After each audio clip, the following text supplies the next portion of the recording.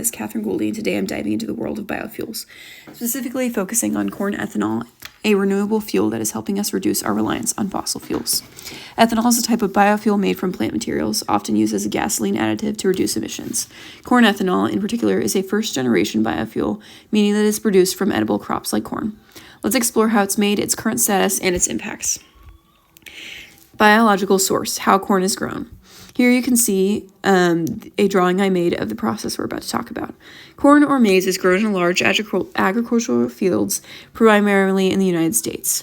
Corn plants use photosynthesis to convert sunlight, water, and carbon dioxide into glucose, storing energy in their kernels as starch. Farmers cultivate corn by planting seeds in spring, providing water and nutrients, and harvesting the mature corn in the fall. This process relies on arable land, fertilizers, and significant water resources.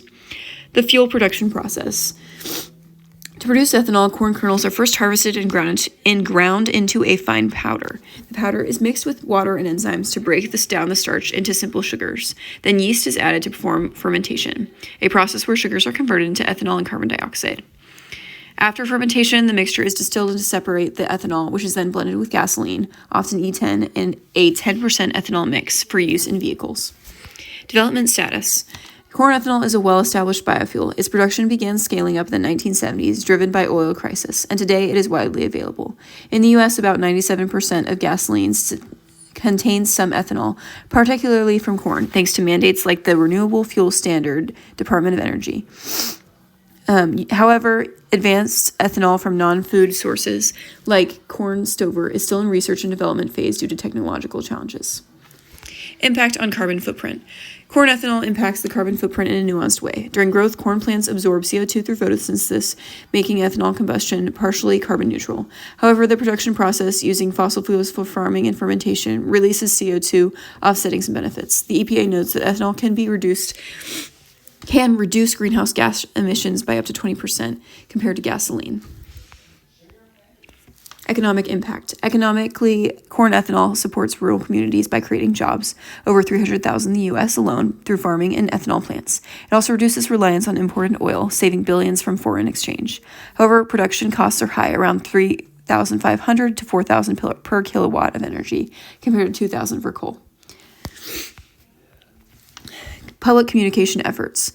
Efforts to promote corn ethanol include government campaigns and fuel labeling. The U.S. RFS program encourages ethanol use by requiring renewable fuel blending, and gas stations label pumps with E10 to inform consumers. Public service announcements often highlight ethanol's role in reducing emissions through debates over food and fuel concerns, sometimes overshadow these messages. Analysis and recommendation. My pros and cons. My analysis shows that corn ethanol is a step towards sustainability, but has limitations. Its benefits include reduced emissions and energy security, but it competes with food production it has a mixed carbon footprint. I recommend shifting focus to second-generation biofuels like cellulosic ethanol from corn stover, which don't compete with food and have lower emissions. More research funding is needed to make these technologies commercially viable. My plan of action with unlimited funding. If funding were not an obstacle, I'd propose a 3-step plan. First, invest heavily in research to improve cellulosic ethanol production efficiency. Second, build large-scale cellulosic ethanol plants using corn stover and other wastes. Third, launch a global education campaign to inform the public about sustainable biofuels, encouraging adoption and policy support for advanced biofuel infrastructure.